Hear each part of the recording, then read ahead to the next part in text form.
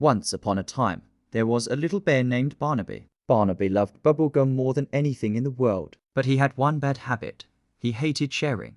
One day, Barnaby bought a giant, super-duper mega-sized piece of pink bubblegum. His friend, Sammy the squirrel, walked up. "Hey Barnaby, can I have a piece?"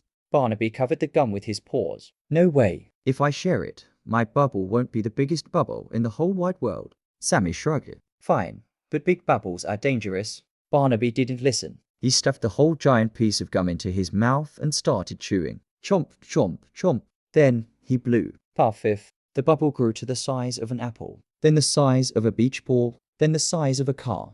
"Wow," Barnaby squeaked, his voice sounding silly inside the giant pink balloon. "Look at me. I am the king of bub." Before he could finish, a strong gust of wind blew through the forest. Whoosh! The wind caught the giant bubble like a sail. And because Barnaby refused to let go of the gum, he went flying right up into the air. "Help!"